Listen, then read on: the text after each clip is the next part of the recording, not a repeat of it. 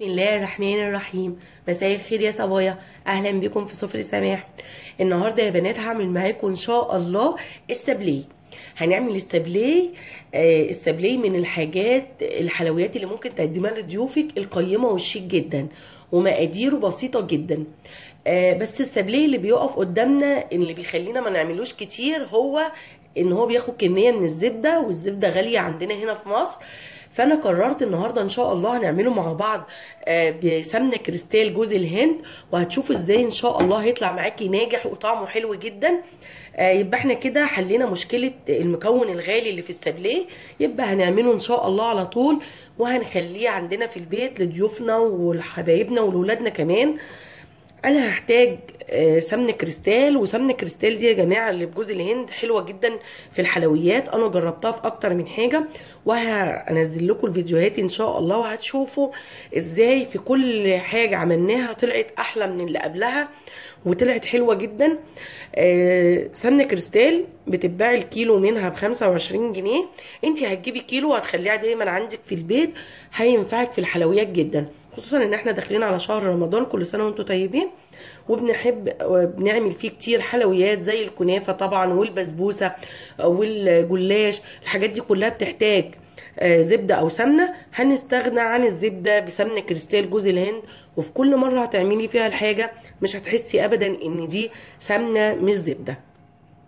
انا هاخد من علبه سمنه كريستال دي 225 جرام، وهقول لك قد ايه بالكوبايه.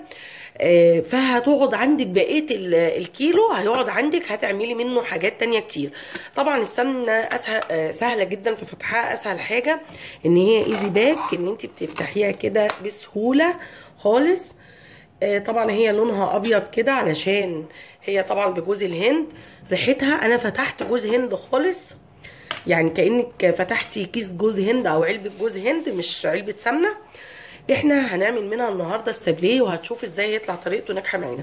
طب ده بالنسبة للزبدة او للسمنة، احنا بدلناها بسمنة كريستال جوز الهند. هنحتاج ايه تاني معانا للسابليه؟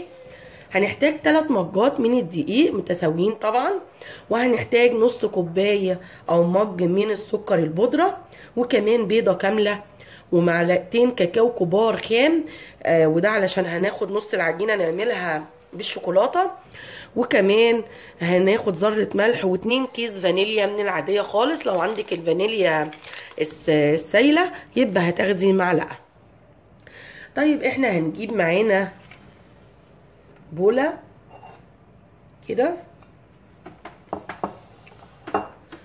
وهنجيب نفس المج يا بنات اللي احنا استعملناه للدقيق، هو ده اللي هيساوي 225 جرام من السمنه او الزبده اللي يريحك. انا عامل النهارده اهو بسمنه زي ما انت شايفه كريستال جوز الهند. انت ممكن لو عايزه تعمليه بزبده خلاص. انا بعمل حاجه على قد الايد عشان خاطر الناس اللي يا حرام يعني ما بيبقوا نفسهم ان هم يعملوا الحاجه، بس الظروف مش مسامحه. لا، احنا نقدر نعمل حاجتنا كلها بايدينا. بصوا يا بنات، احنا كده خدنا اهو، بس يبقى مليان يعني مليان قوي. 225 جرام مليان قوي، مليان. بصوا عشان الفراغات دي احنا المفروض بقى نعملها كده مليان.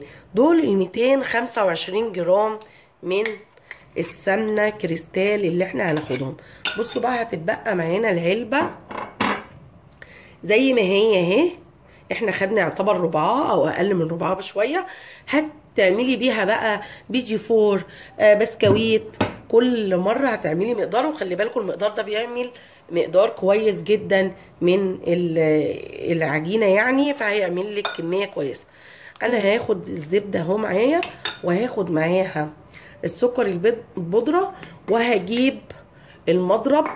هنضرب الكلام ده كويس جدا مع بعض اهو يا بنات. هنضرب، لازم نخليها كريمي خالص. اقفل بس عشان نسمع بعض. لازم نخليها كريمي خالص، يعني تخليها زي الكريمه كده، ما تخلي السكر يتجانس مع السمنه لما يبقوا كريمي خالص.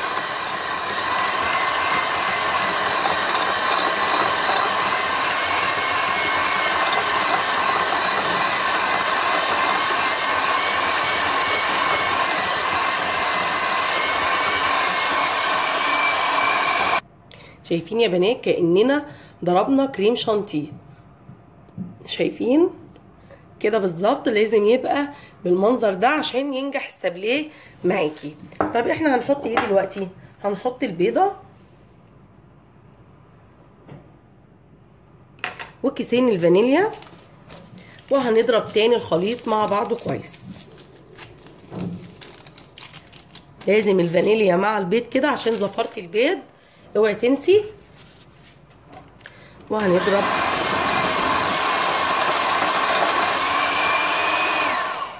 حطي كمان رشة الملح.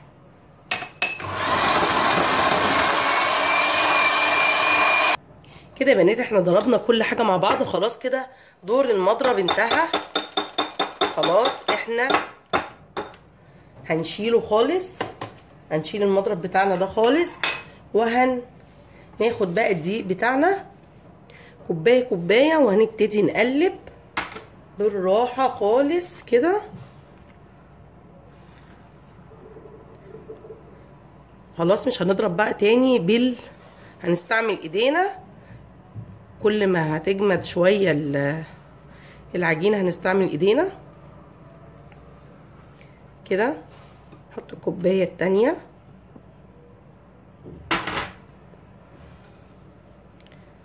كده، والكوباية التالتة.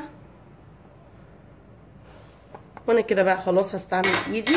هيتبقى معانا بس الكاكاو، هنركنه على جنب دلوقتي خالص عشان لما نخلص العجين هنقسمها ونلونها.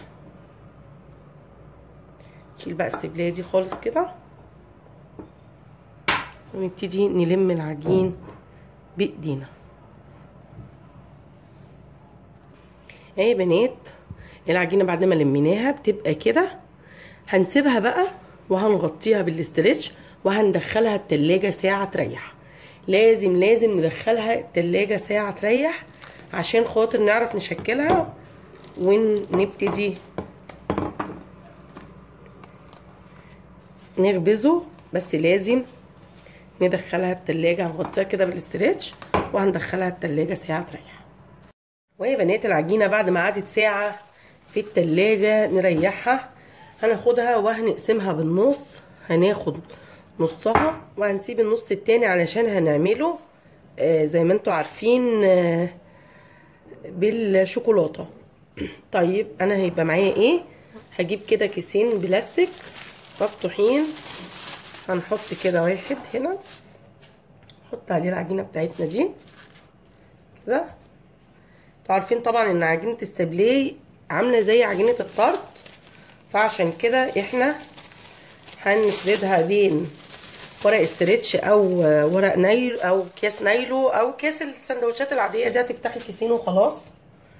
وهنبتدي نفردها بحجم نص سنتي، يعني مش عايزين ارتفاعها اكتر من نص سنتي عشان ما يبقاش السابليه معانا عالي. متنسوش ان احنا هنلزقه على بعض. هنبتدي نفردها كده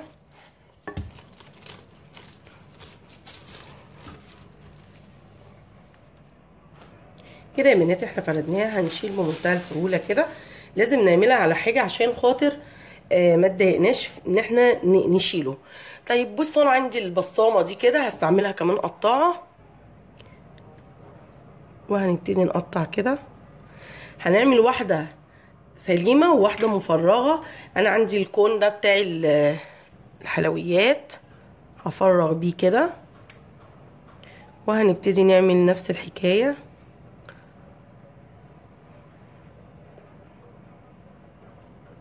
لازم كلهم عددهم يبقى زي بعض عشان زوجي، يعني كل اتنين مع بعض، كل اتنين مع بعض. بعد ما قطعناهم كلهم هنحضر صاج ألمونيا او صينيه ألمونيا، يستحسن يكون ألمونيا، مسحينها مسحه خفيفه بالزيت. وهنبتدي نشيل مع بعض السابليه بتاعنا كده بالراحه خالص. لازم تعملوها كده عشان بصوا الورقه اللي تحت دي هتسهل معاكم ان انتوا تشيلوه جدا بقى. يعني هي الورقه دي اللي هتسهل ان احنا نشيله، وهنشيل طبعا اللي في النص دي مش عايزينها، وهنحط كده على الصينيه، وناخد اللي هي مش مفتوحه كده. بصوا الكيس اللي تحت هيسهل معاكم خالص ان انتوا تشيلوه. بصوا هيطلع معاكم بمنتهى السهوله. خلي بالكم من المفتوحه، لو حصل فيها حاجه صلحيها عادي خالص زي ما حصل كده اهو. هنبتدي نطلع كده وايه، وهنكمل كل عجينتنا على كده اهو.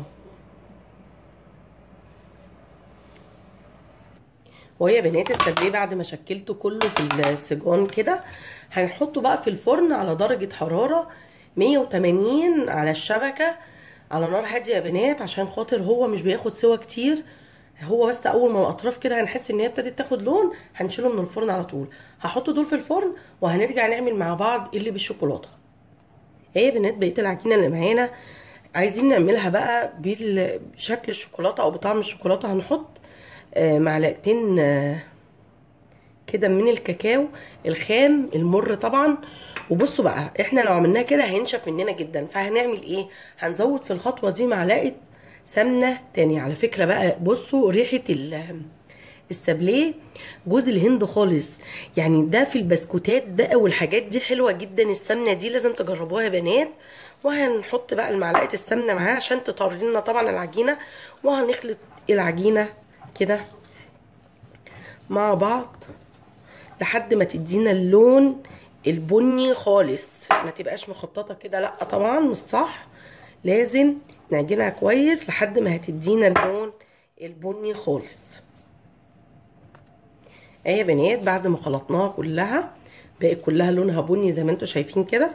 هنجيبها بقى برضو على نفس الكيس اللي كنا بنفرد عليه، وهنجيب الجزء التاني، وهنبتدي برضو نعمل نفس الحكايه.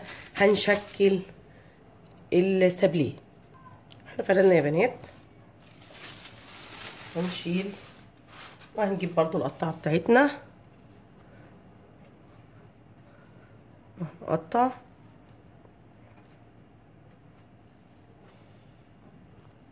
اهو يا بنات احنا عملنا. بصوا انتوا ممكن تشيلوا بحاجه زي دي اسهل لكم. تعملي كده وهتشيليها كده بمنتهى السهوله، هتتشال معاكي كده.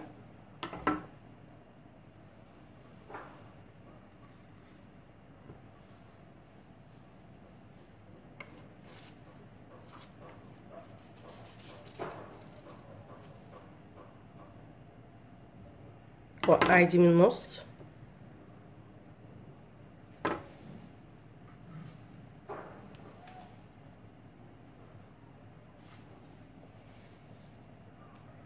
وهي بنات السابليه بعد ما خرج من الفرن مش عايزين غير درجه الحراره، يعني درجه اللون دي ودرجه الحراره تكون 180 على الشبكه.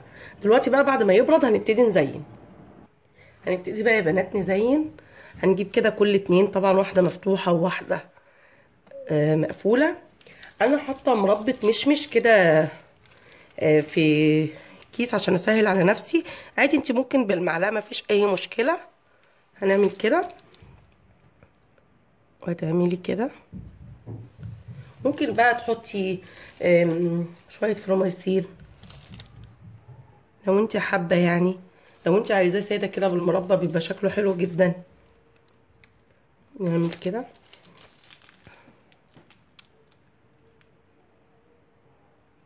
خلي بالك ما تضغطيش عليه قوي لان هو طبعا بيبقى رقيق. ممكن اصلا ترشي الوش اللي من فوق سكر وتجيبيه. اعملي كده بشكله كده، ده شكل تاني اهو كده. ممكن نعمل كمان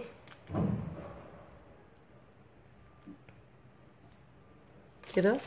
ممكن كمان نعمل دي كده بالمربى،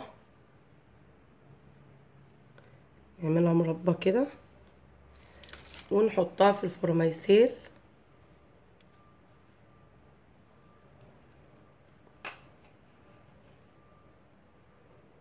ونحطها هنا يبقى ده كمان شكل اهو.